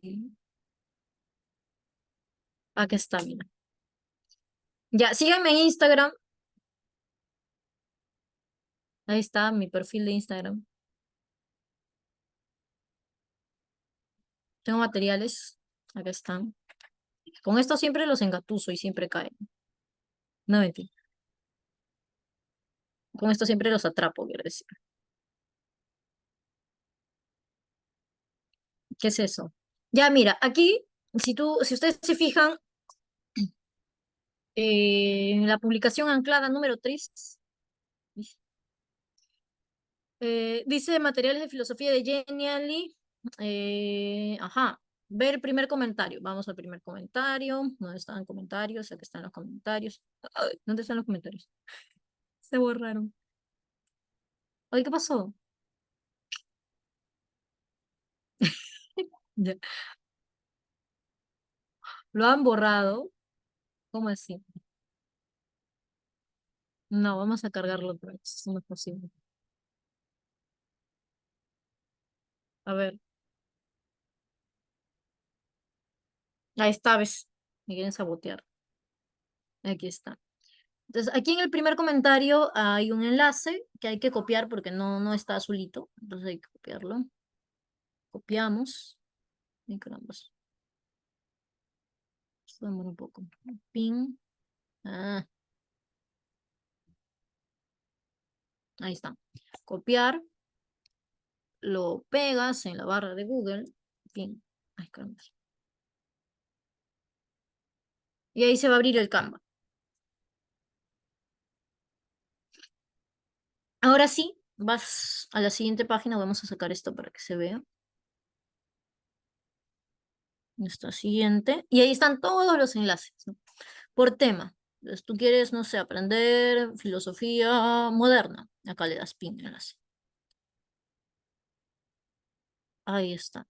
¿No? Si tú quieres, por ejemplo, estética, ahí está todo esto. Siguiente página, estética, ahí está.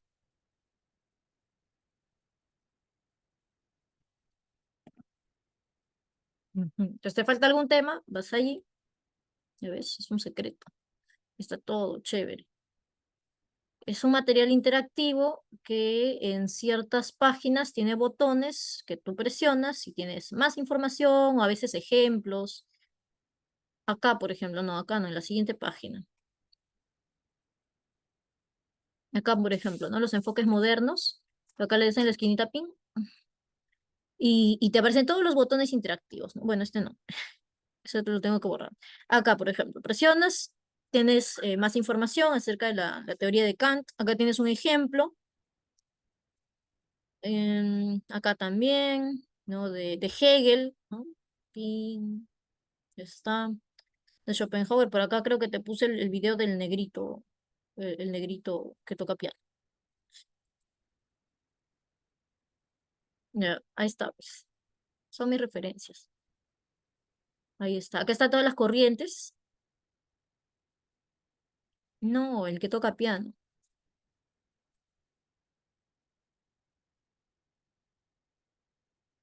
Ahí está. A mí me gusta mucho esa película, es chévere. Es una de las últimas películas buenas que hizo Disney.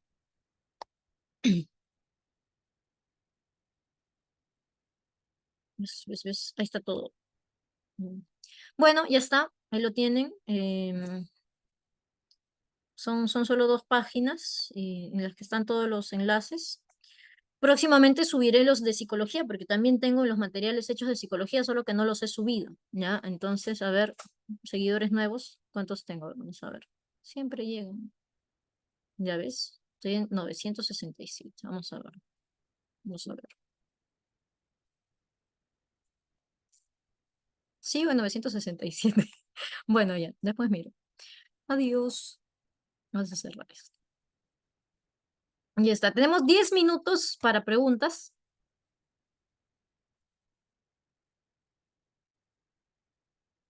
Si llego a los 1000 seguidores hago sorteo, puede ser, pero no sé qué sortear.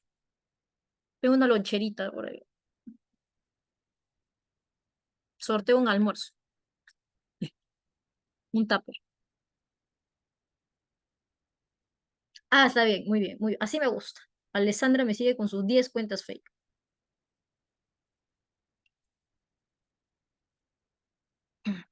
Bueno, chicos, ¿no tienen preguntas de verdad? Un material extra de la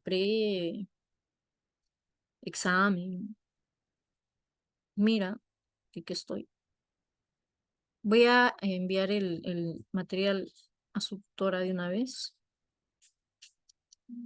Ujú, ya ves. Descargas. Psicopilo. Un repaso. Ya está. A ver, ¿qué preguntas hay?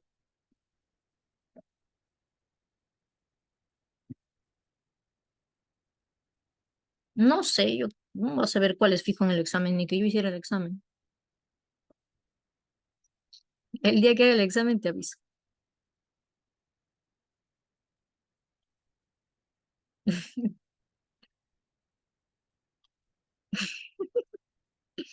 ¿Qué va a venir? Ya, no me quiere decir.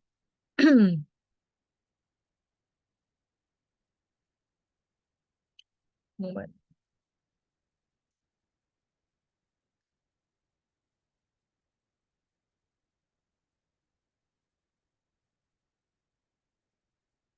Sí, pues que falta que yo te diga bien estética, y no viene ni una estética. No va a venir estética. Ya. No estudies por las puras. Sí.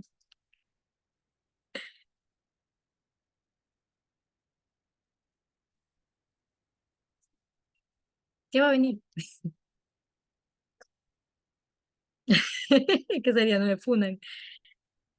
Me fundan masivamente.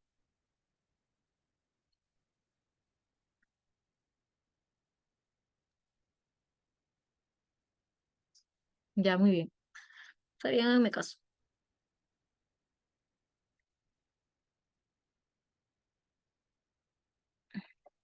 Vamos a ver.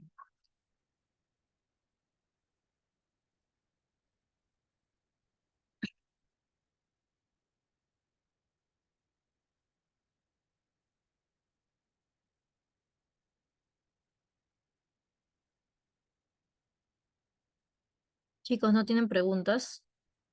Materiales.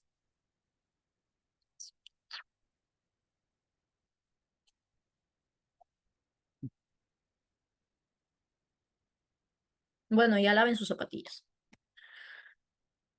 Ustedes se han portado bien. ¿Qué dice? Ay, ay, ay.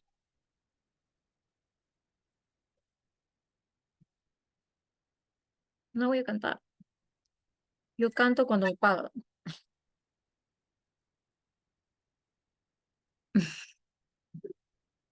Si no desafino, al menos ya valió la vergüenza. A ver, ¿dónde están? Vamos a ver, ¿ya?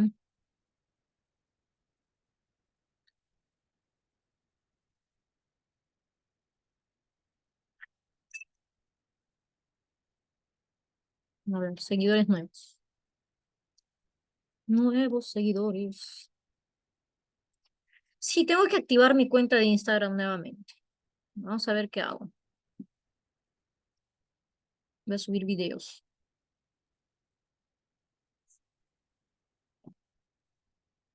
Ya, a ver, yo les voy a preguntar a ustedes ya que no me preguntan. ¿De qué debería hacer videos? YouTube sí tengo, pero no fracasé. Subí un video que voy a borrar.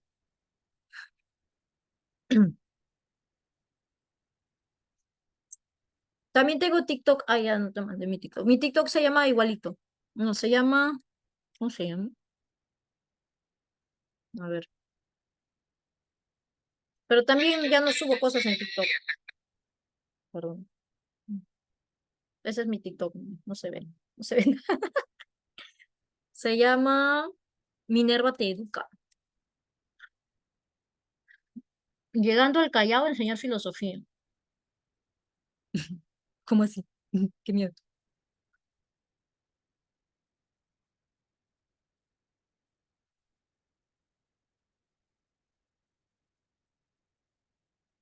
Ya, muy bien.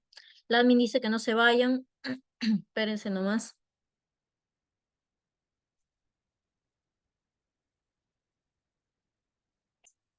Yo voy a hacer videos, creo, rajando de los hombres. Está de moda. Voy a ser famosa. ¿Ves? Mariana me apoya. Ya ves. Voy a ser viral.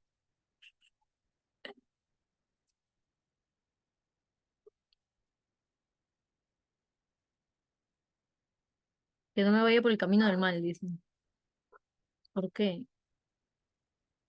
Un podcast.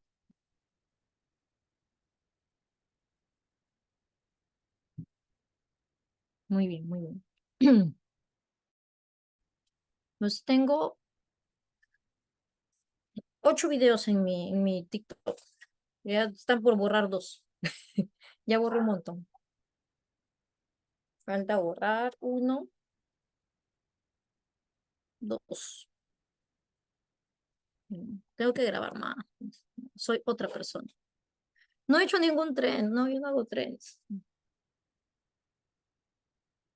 Hice mis videitos. Videitos explicativos. Bueno, ya veré qué hago, ya me verán activada.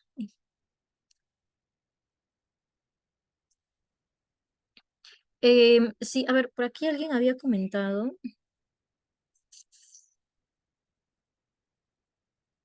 ¿Dónde está? Ah, Kiarela. Si la admin quiere dar un mensaje, lo puede hacer, ya, porque estoy acá haciendo hora. Si de pronto quiero, o sea, tienen recuperación, creo.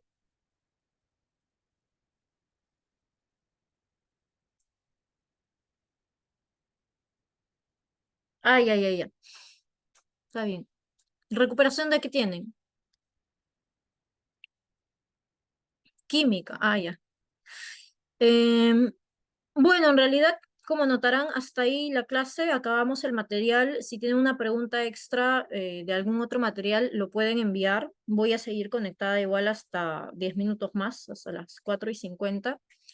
Pero de no ser así, si no tienen preguntas, pueden ir a relajarse un rato. Tienen ahorita otra clase, entonces vayan al baño, tomen algo, coman algo y está. No sé, pues tendría que ver su nota.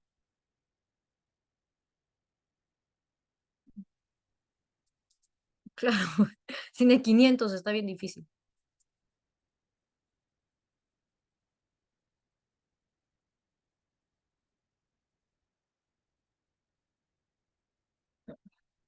Todo depende de la nota. A ver, si dicen su nota, yo sí les creo. Digo, sí, sí la haces o no la haces.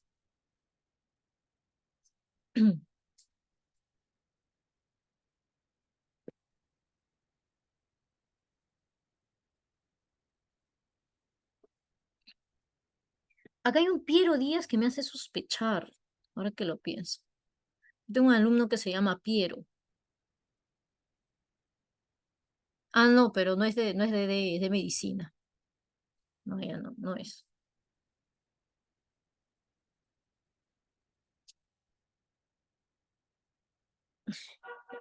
Ay, así eres.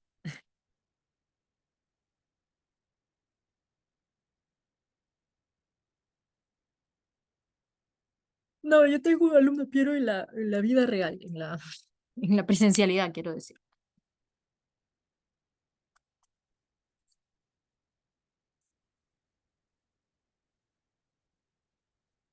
Pero es Piero, no te creo.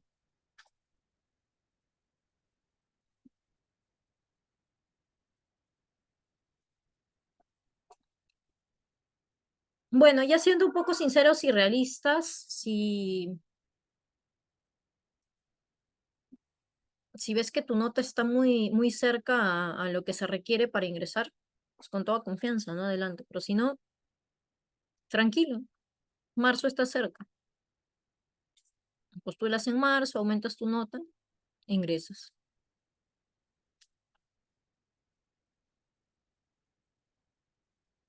Ya, parece que sí es Piero.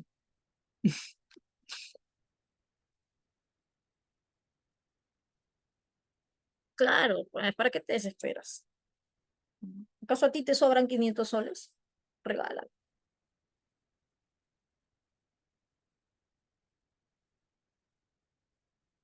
Bueno, si te sobran, bien por ti, ¿no? Hay gente que sí le dicen, oye, prueba, no, yo te lo pago, normal.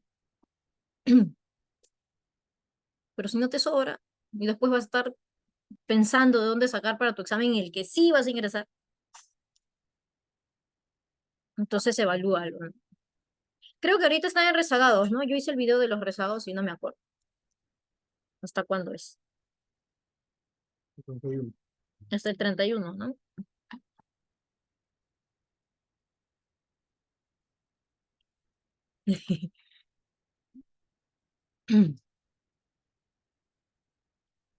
Bueno, entonces tienen, si estaban de pronto, yo siempre me matriculaba en rezagados, pero porque soy impuntual, irresponsable, no porque lo estuviera pensando.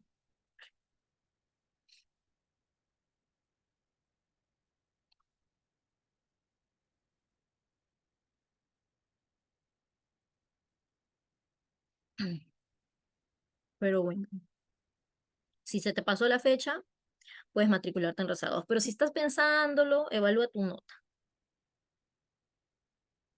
Y siempre pues no apuntes al mínimo, apunta al promedio. Como que el año pasado sacaron el mínimo, entró con 1200, tú estás con 1150. Arriesgado. Marzo está cerca, falta poquito.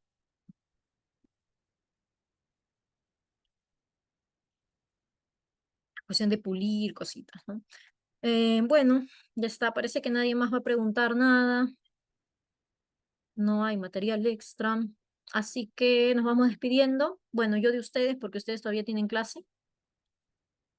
¿Cómo estoy hoy? Estoy bien, más o menos. Ujú. Me va bien, me va bien.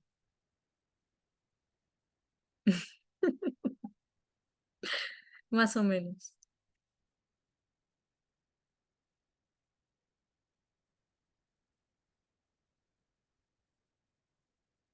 No me han querido pasar las fijas.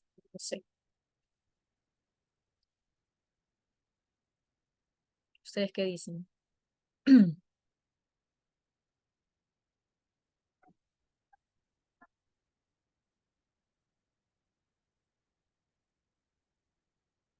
Sí, ¿no? Red flag. Mm, Bueno, ya está. Cuídense, chicos. Voy a limpiar mi baño.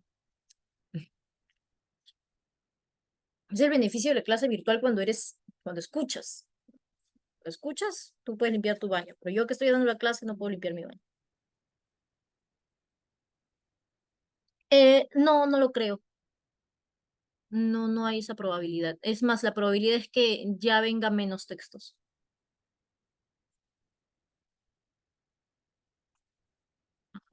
Fragmentos cortos o simplemente situaciones de eco. Entonces, por ahí ya va a ser necesario ir con nuestros conocimientos, digamos, ¿no? Porque de ahí vamos a sacar una alternativa correcta y de la deducción adecuada de la situación. Bueno, gracias chicos a ustedes, cuídense mucho, nos vemos la próxima clase. Hasta luego, cuídense. Adiós, adiós.